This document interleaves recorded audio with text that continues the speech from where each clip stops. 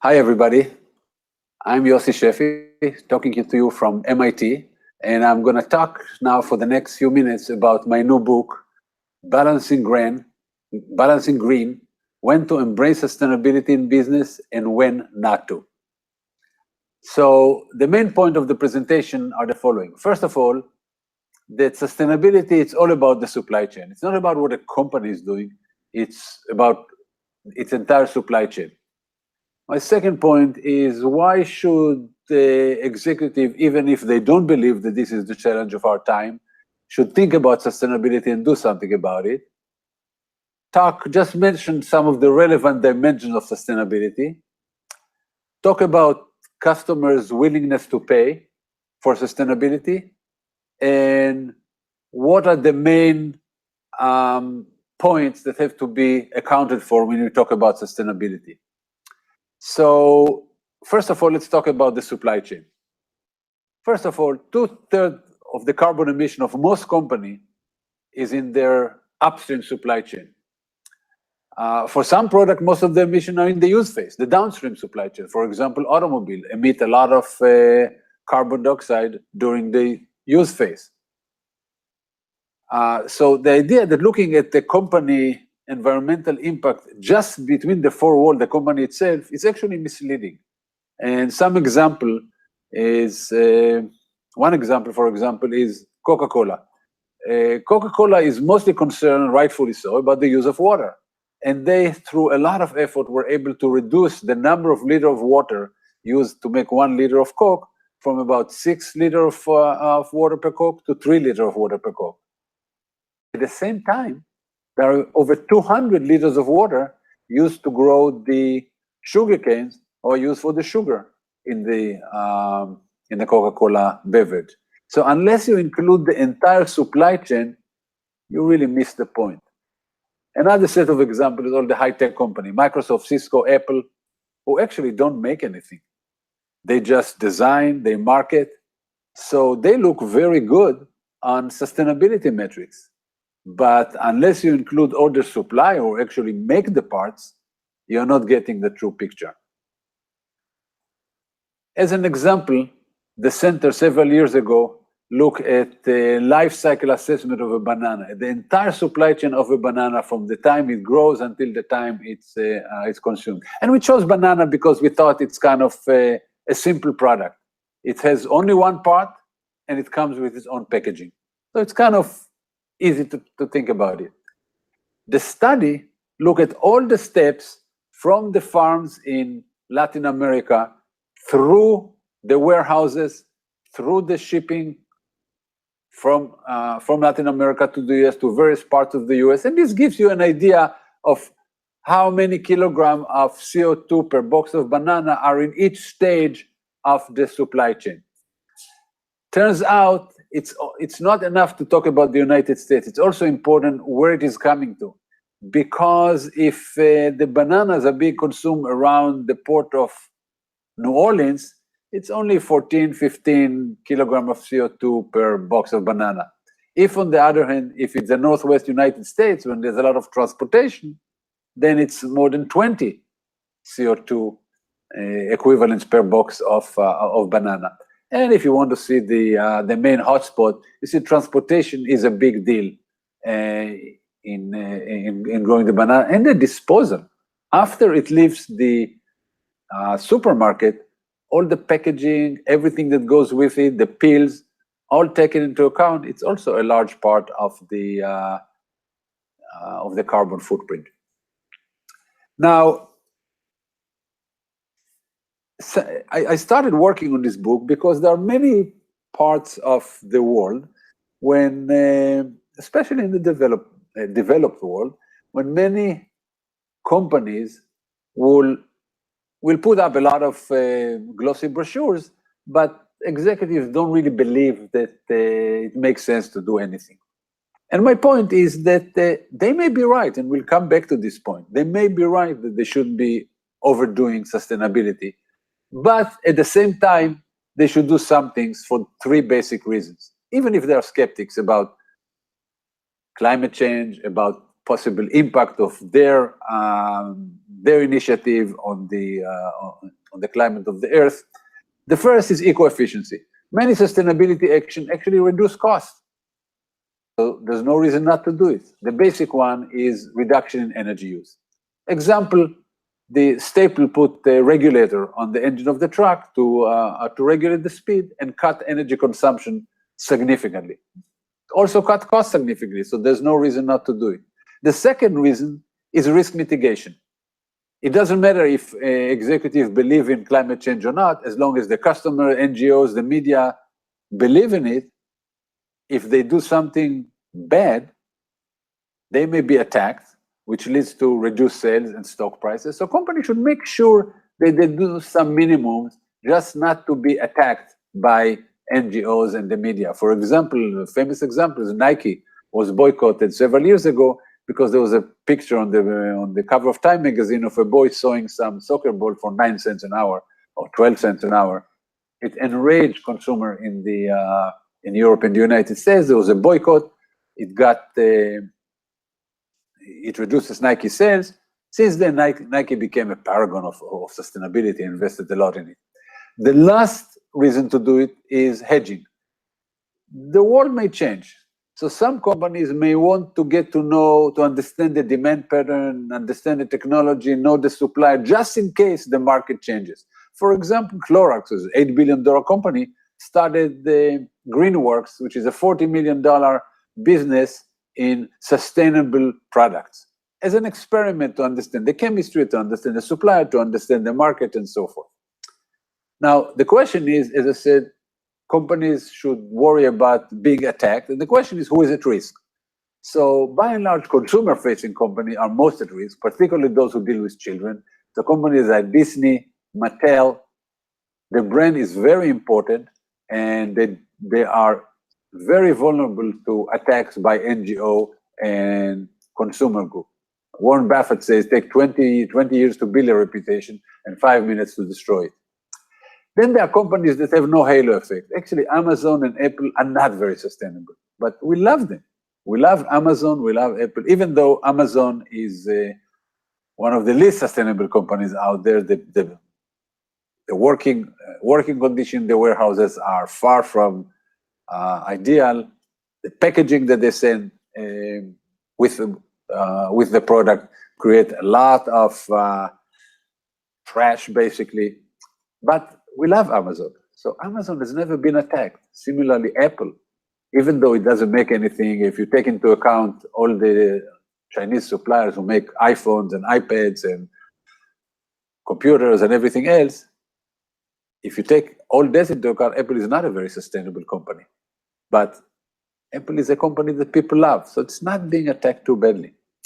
And then a company with deep tier supply chain, simply they cannot even know who is the tier 3, tier 4, tier 5 supplier, so they don't know what is happening deep in the supply chain, and they can be hurt because of this. Somebody deep in the supply chain does something, and the company will be attacked.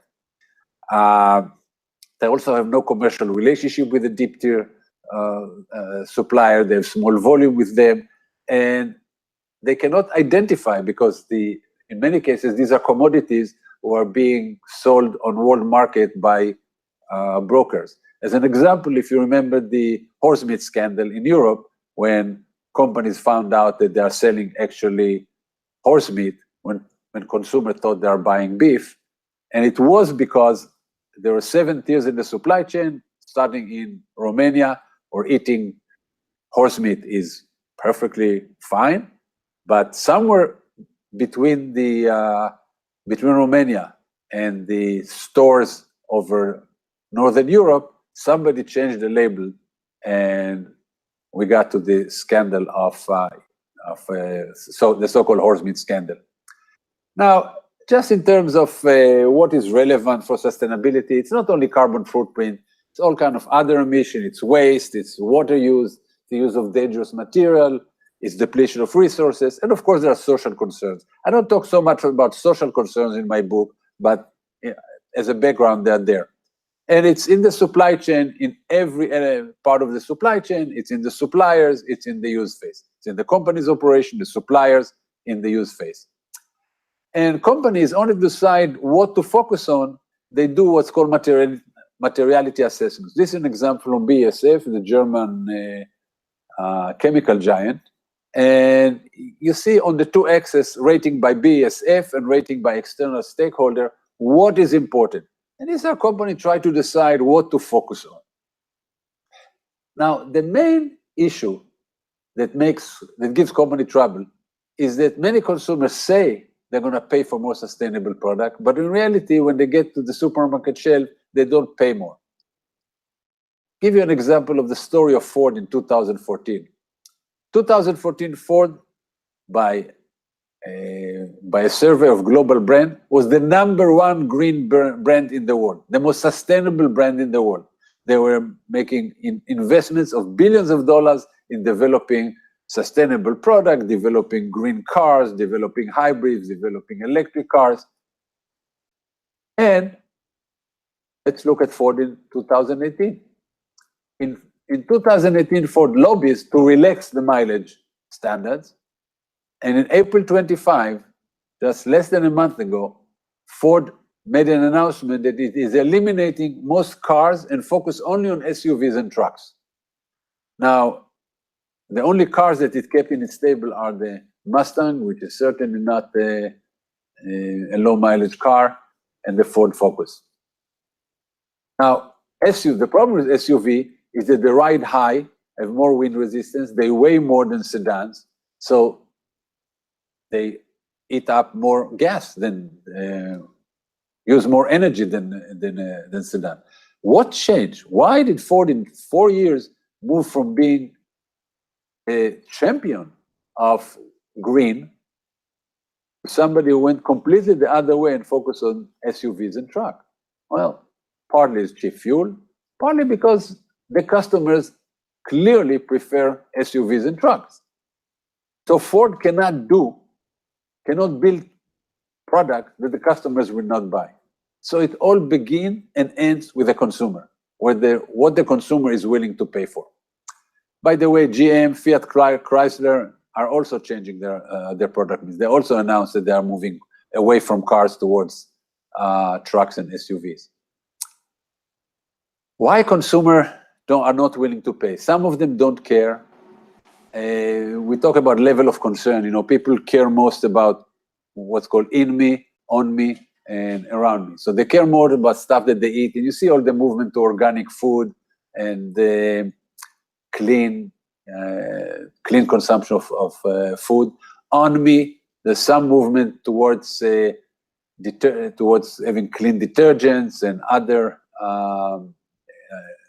cosmetics and other stuff that people put on themselves, and they care least what we call is around me, about what happens to the planet. As an example, there's a Nordic eco label. It's one of the few labels that actually work. All along the Nordic country in Northern Europe, people actually believe in this label that is very, very rigorous and rates product and gives them the eco label if they meet a stringent set of requirements. Turns around for toilet paper, Nordic label toilet paper can get 10 to 17% premium. Paper towel can get no premium at all because people care less about it. Some people think that green products are not comparable because they have to go to certain constraint of them that are just not as good. Some people think that other features, cost, convenience, are more important. And there's always risk of switching. People don't want to switch from one product to another. And then there's a question, how do people know that products are really green?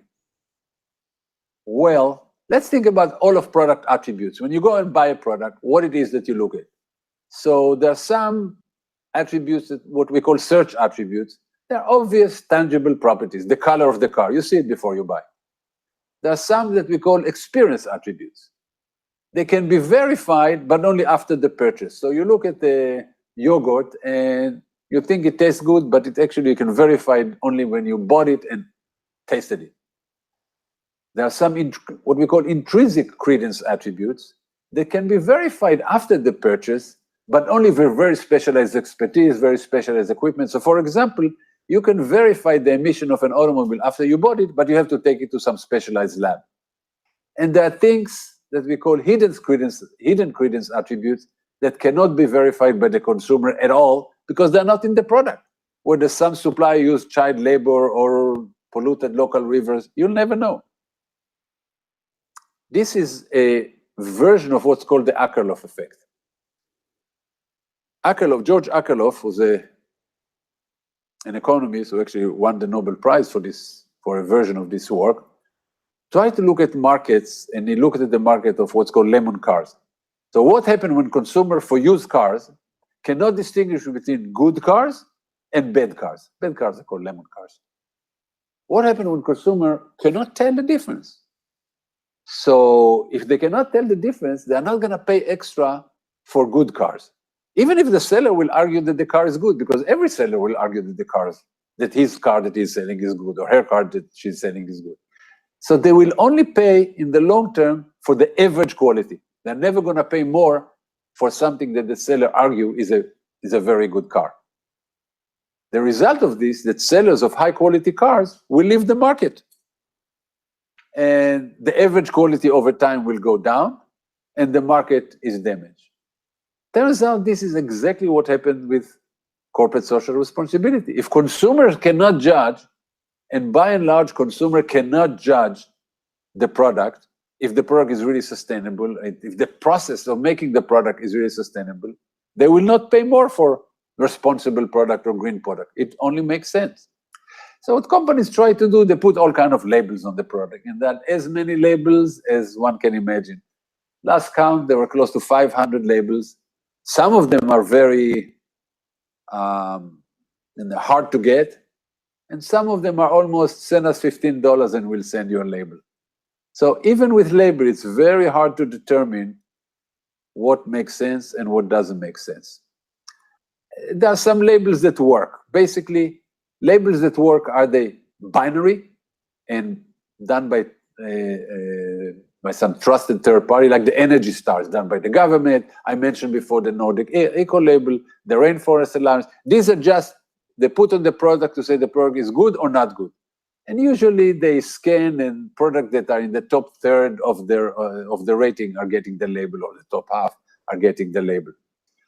There are some numeric products that also work. They're almost always by government, and they never talk in terms of kilogram of CO2. They talk in terms of money spent. So they relate the information in terms that are directly applicable to the consumer. So on the automobile label, you see that you can save $1,850 over 5 years compared to average new vehicles of that type. So by and large, what do companies do? In general, companies do not go overboard. For example, Walmart and most other companies, a sustainable product must pass the standard hurdle rate, which means it has to be economical, then the company will do it. A few companies use lower hurdle rate for sustainability projects. So if they need 10% rate of return for a product to go forward, they may use 8% for a product that's also green. Very few companies will do it regardless of cost. Companies like Patagonia, Seventh Generation, Dr. Bronner, those are companies that are committed to sustainability. By and large, they are small and privately owned. Seventh Generation was just bought by Unilever, but Patagonia is privately owned. Dr. Bronner is privately owned. They sell to Patagonia products are more expensive. They are always green, and they sell to people who care for it and are willing to pay for it. But these are very, relatively to the size of the market, tiny companies who sell to tiny sliver of the consumer.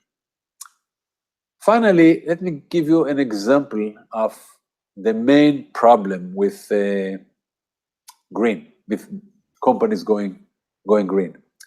Let's look at Alberta, Canada, one of the western provinces of Canada. This is what Alberta wants you to see in their tourism brochure. It's actually a beautiful place. Some of it, however, look like this. This is a surface mine of so-called oil sands. It's a bad process. It burns huge quantity of gas to generate steam. The steam is injected into the ground to mobilize the bitumen deposits that come out from which you can make oil. It's 10 to 30% higher carbon footprint than other energy sources. It uses a lot of water per barrel of oil. Environmental Defense Canada called it the most destructive project on earth. Well, in 2010, Forest Ethic, which is an NGO, non-governmental organization committed to sustainability, as the name suggests, Forest Ethic, published a list of companies that use trucking companies that they decide use Alberta oil. Companies Gap and Levi's and FedEx and Timberland. The Alberta government was not amused, and they made a point to tell the market that the industry provides 30% of the province GDP, and then the #1 employer of indigenous people. In addition, it has huge revenue that the Alberta government depends on, and the industry is not as dirty. It's only a little over 1% of the forest of Alberta that's actually be mined. Most of the water is recycled, and emissions are down, and they also plant a lot of seedlings. But the Canadian people were a little less measured in their response, and a reader on one of the papers said, "We invite Levi Strauss, the Gap, and the affiliates, as well as any other American company currently marketing their product in Canada that does not want to accept our dirty money, to no longer do business on Canadian oil. Don't let the door hit you behind on the way out." They started actually a counter boycott of the company that the NGO was trying to boycott. The company actually acquiesced immediately. For example, Levi Strauss spokesman said, "We do not take position opposing or supporting any fuel or energy source from any country or geography." The point is the following. A lot of people use slogans. Slogans like, the issue is planet versus profit, or people versus planet, or people versus profit. None of this makes sense. The problem with going green is that it's really people versus people. It's people who want a clean environment, and they're right. And people who want jobs and affordable stuff, and they're also right. And until this group of people will stop vilifying each other and start talking to each other, it's hard to imagine that there'll be a solution, because we need the people who talking about the job and affordable stuff to be willing to pay more for clean environment, and for people who argue for clean environment to understand that we need to secure jobs and affordable stuff. Anyway, let me stop here. You can read a lot more about it in my new book, Balancing Green, When to Embrace Sustainability in Business and When Not to. It has hundreds of examples from companies, what they're doing, what they're not doing, and dozens and dozens of case studies. And I hope you'll enjoy reading it. So with this, let me turn to Chris, who will take your questions. All right. So everyone, we are using Slido, and the password is green. So it's hashtag GREEN. And you can use that to respond to polls that we'll have out. But the main thing we want you to use it for is to ask questions, because I know everyone, you probably have a lot of questions, and everyone doesn't agree with everything that Yossi says. So now's your chance to interact, and we'll answer as many of these as we can. So again, go to slido.com, and then it's greens, hashtag GREEN. There's a poll up there, but you can always switch over to ask a question. And I'll start by asking some that have come in and that I wanted to ask. So millennials are different. And so a lot of millennials now, there's a lot of talk that people are in their 20s, early 20s, are much more green conscious, and that they will change things, and they will change the buying patterns here. What do you think about that? Yes, this is one of the questions that I get every time I give the presentation. And if you recall, the third reasons for companies to do something is hedging.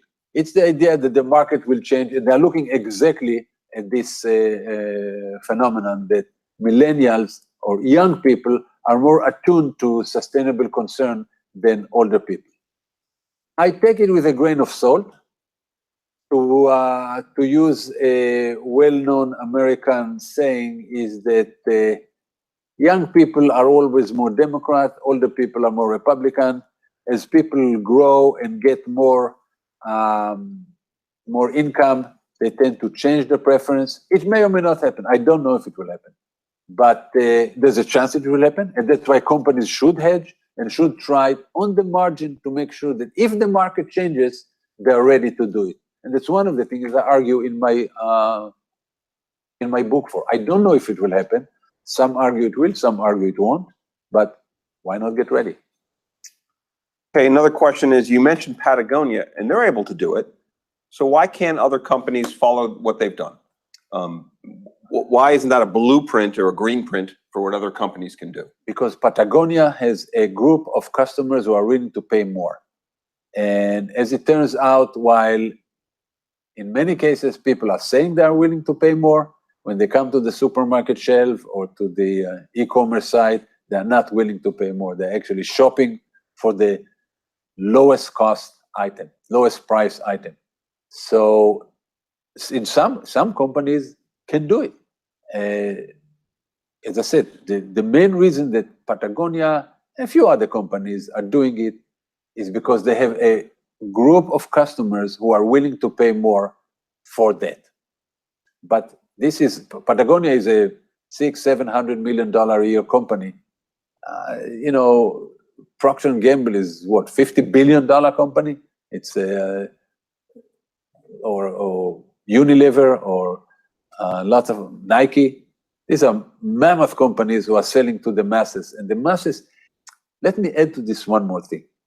When I said the masses are not willing to pay, this is in the developed world. In Europe and the United States, beside the fact that I always have in my talks, somebody with European accent doesn't agree with me.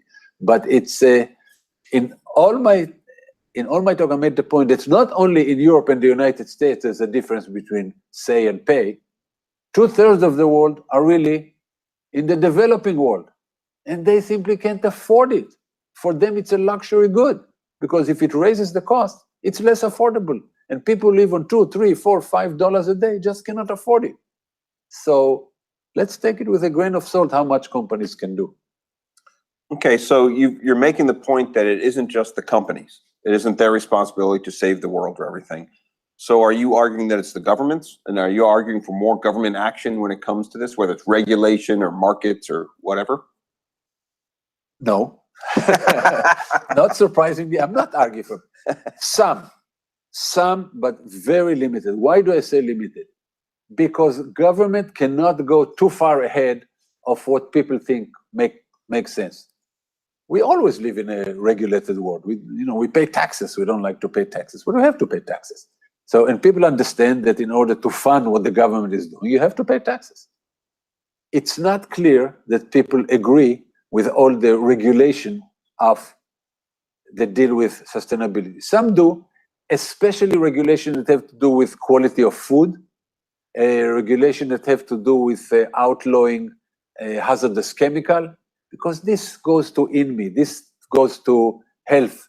So people are okay with it and even supported it. When we start talking about regulation that that raise the cost in order for the planet not to be hotter 50 years from now, 100 years from now, it's not clear that the majority of people, in fact, it is clear from experiment, the majority of people are not willing to pay for it, are not willing to be regulated for it. When government goes too far in regulation, we get a blowback. We get people who come to power who are populist, coming from the other side of the political spectrum. So of course, some government can do it. The government in China, the government in Turkey can do it if they want. Autocratic governments can do it. But that's a huge cost to pay in the loss of democracy for being able to do some sustainability initiative. So what I'm trying to say, the whole thing is very, very nuanced. Even cases like when companies try to take harsh actions.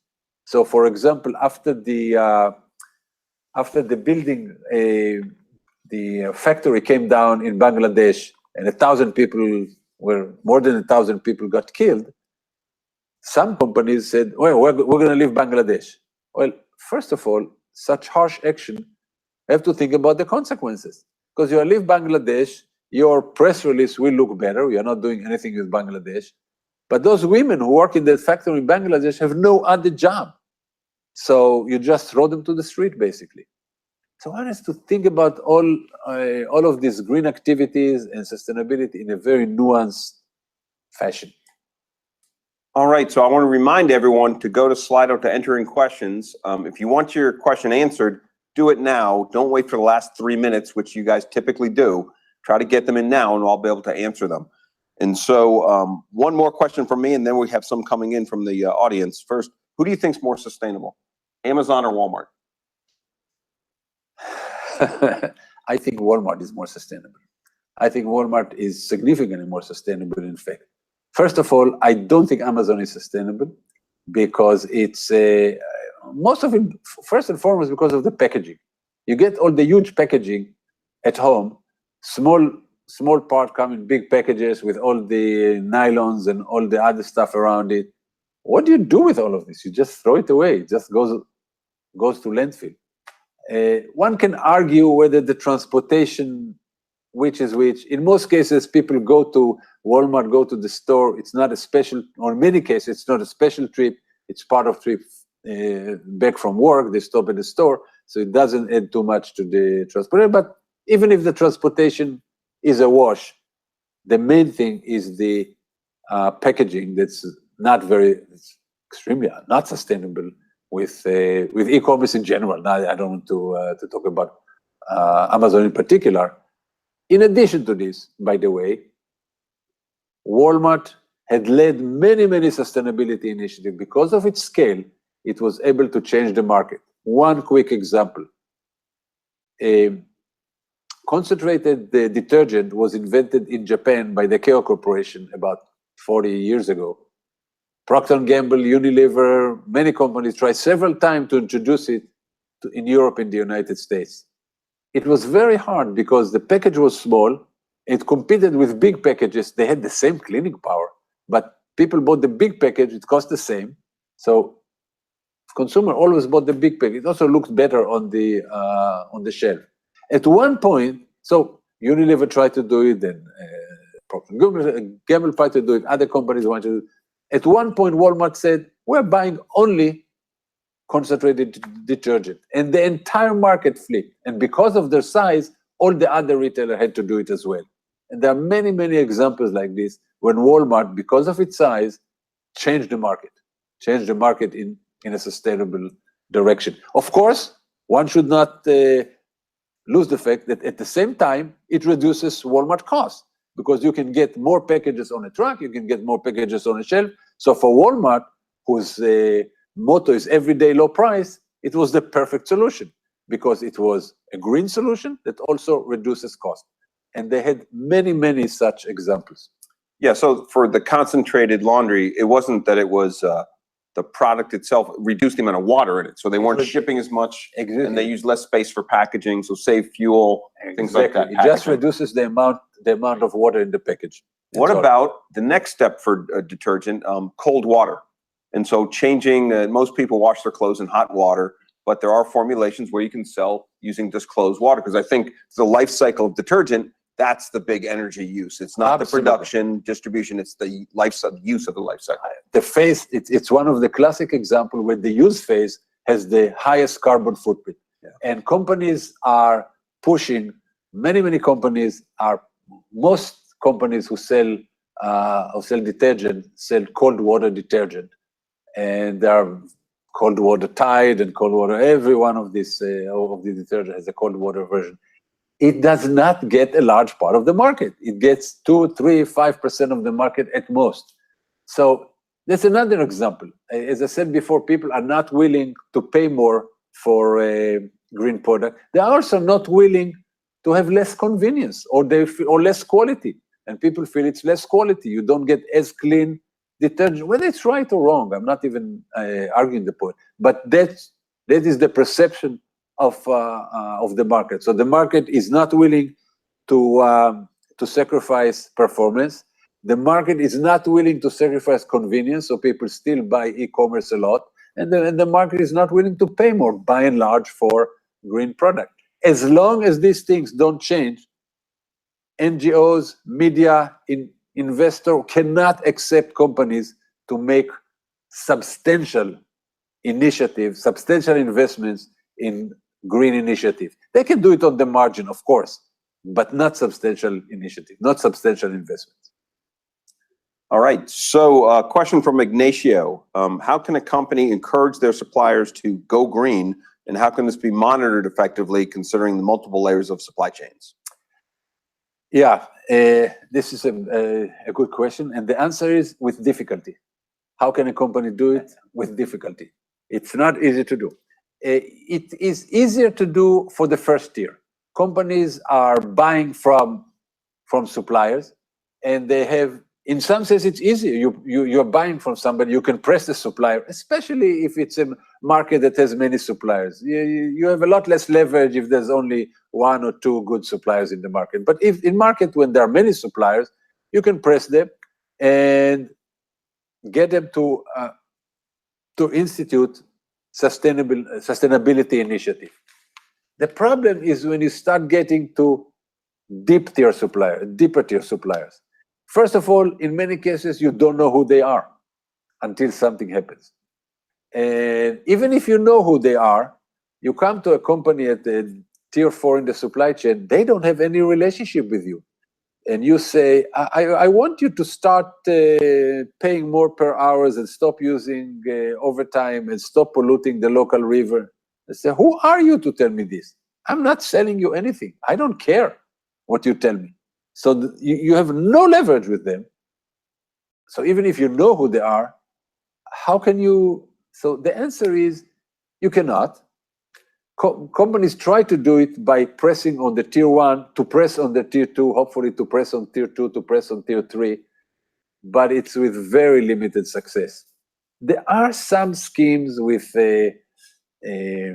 of paying actually deep tier supplier to become more sustainable, having industry consortia that pay deep tier supplier to become more sustainable, give all kind of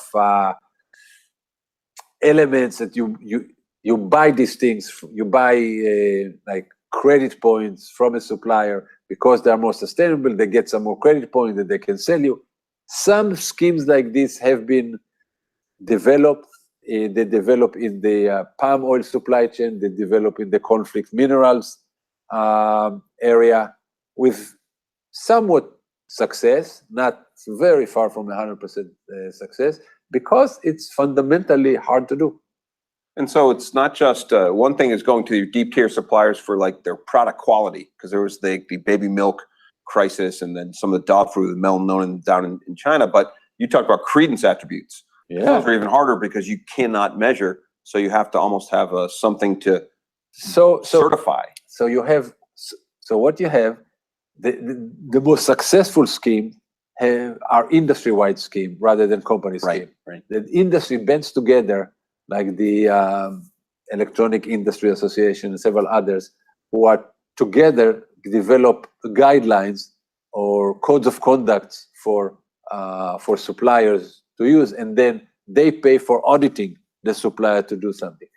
There are even problems with this because when you get the NGOs are always against this big industry association because you go to the lowest common denominator when you have industry. So the code of conduct is not that demanding, right?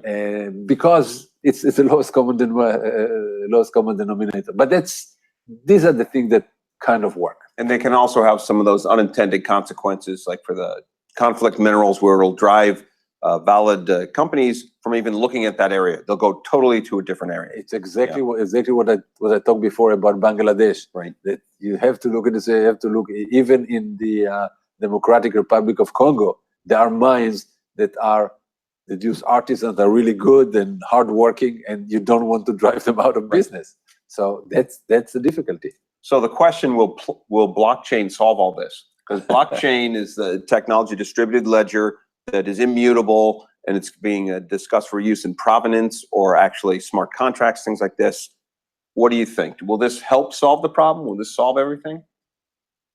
The proponent of blockchain, of course, say it will solve everything. I'm still waiting to see how you tie the physical product to the information system. Because what is clear is that the information cannot change. The information is immutable. The information flows through. But at the same time, when the information flows through, sometimes can change the physical product. Sometimes somebody can put the wrong label on it. Somebody can exchange it for something else.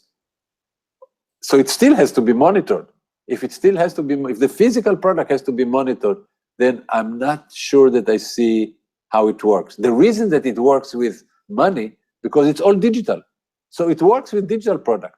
I can see how it will work for Microsoft, so it will be harder to fake Windows 10. It will be harder to, but I don't see how it will work with physical product when the information and the product are not one and the same, and they always have to be tied to each other. So you have to have something that will tag the physical product in a way that cannot change and completely tied to the information. Yeah, there's actually talk about using blockchain for the MicroMaster's credentials, because that's a perfect example where you want to, if you earn it, you want to have people see it, you can distribute it to anyone, and it's totally verifiable.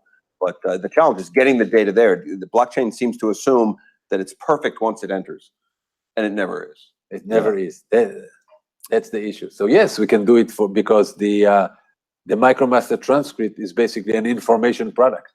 So it can be done for that. So we have a question from Giovanni, and I'll read that in a second. We also have a poll going where I'm asking you to say, what do you think is the most sustainable company that you know of, just to see what's out there, and we'll build a word cloud out of that. But Giovanni wants to know, he's asking if we can share a suggestion on how to be more sustainable in everyday life.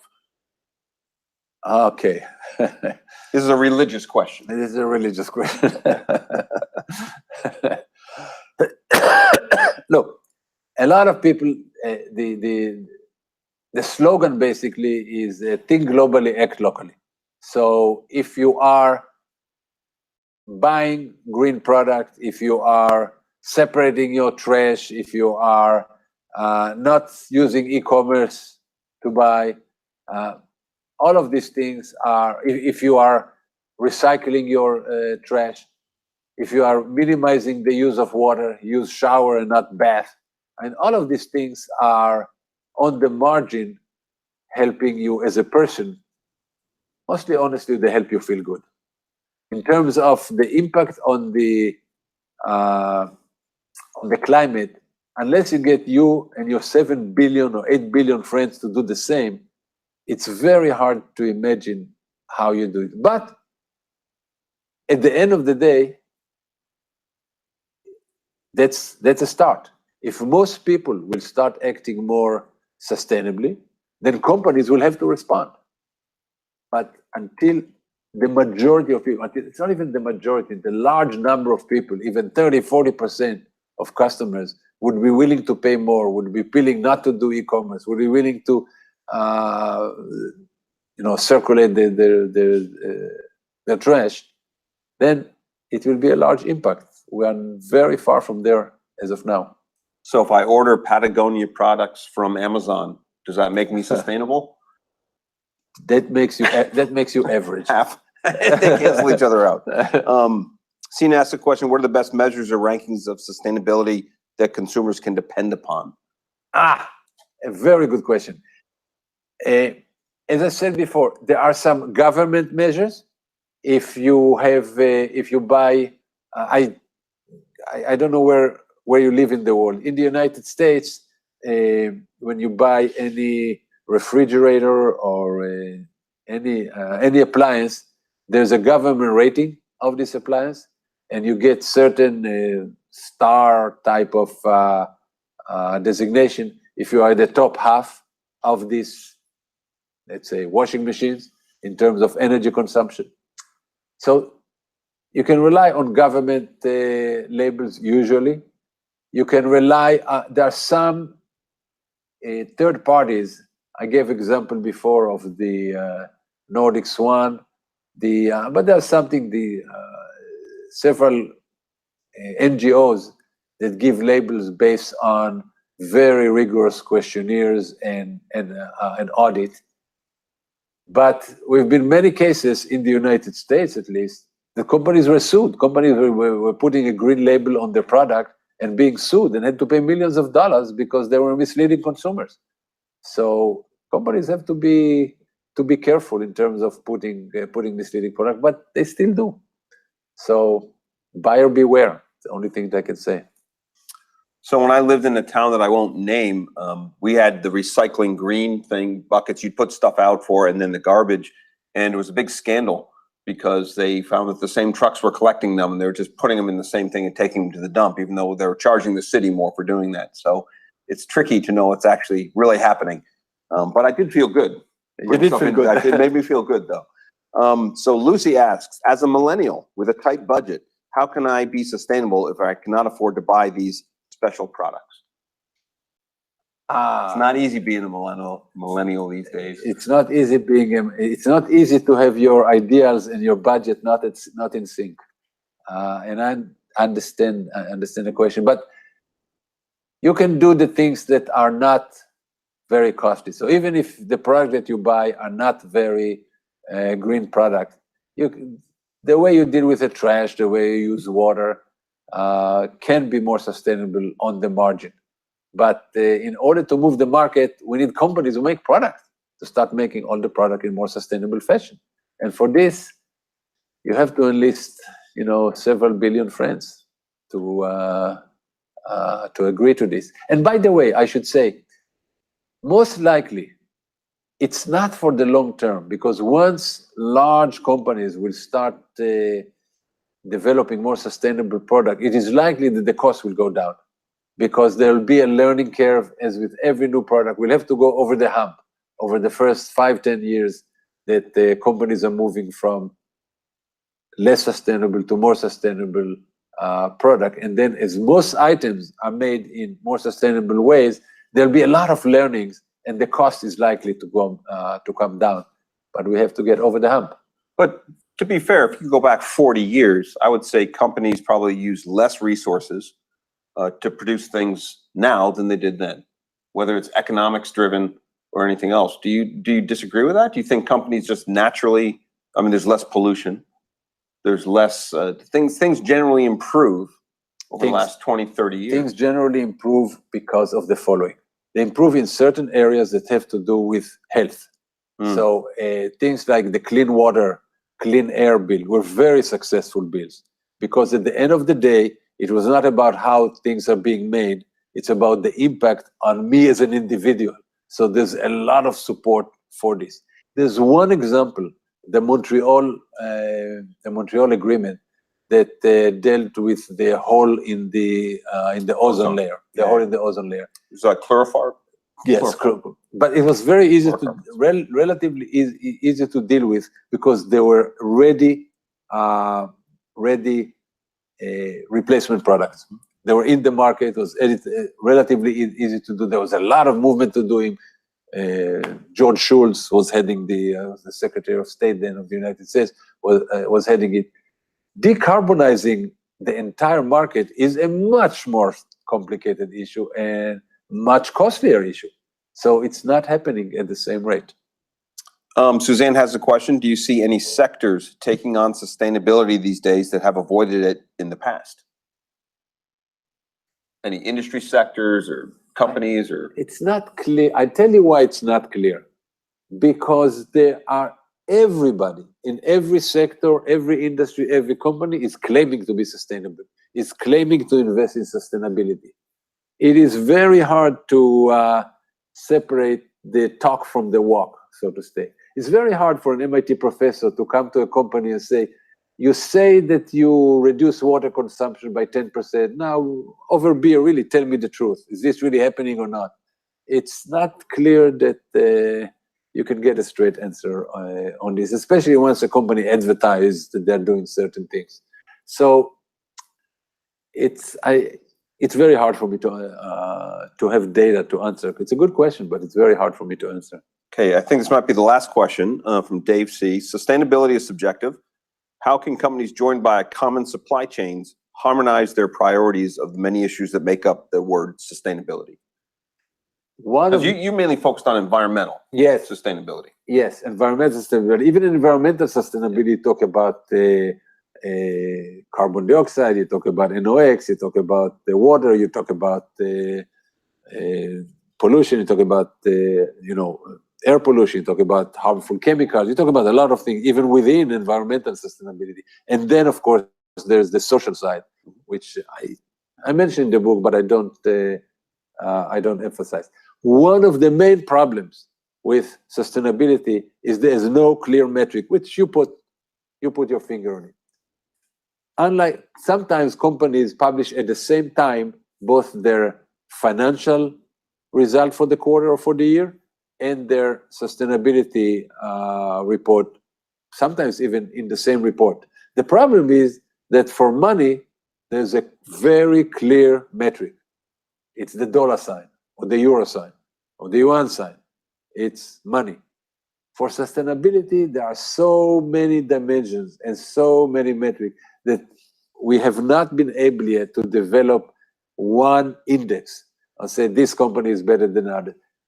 People have tried. There's the Industrial Jones Sustainability Index, and there are several other sustainability indices. They try to put this together. When you look into what they put into the index, you'll be despaired, because it's not comparable, and it's really hard to compare. How do you compare a company like I know that BASF, a company that's heavy manufacturer, was always complaining about the fact that their results are compared to Apple or to Microsoft, that doesn't manufacture anything, relies only on suppliers.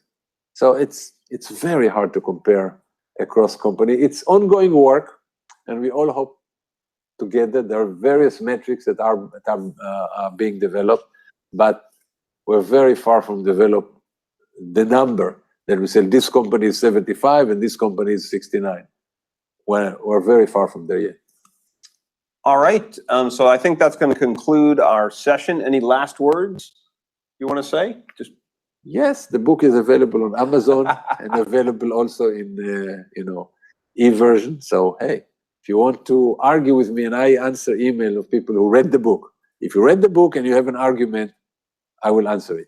All right. So thank you very much. And in the meanwhile, if you want to be green, then cheer on the Celtics as they're winning the NBA championship, hopefully. All right, thanks guys. Take care.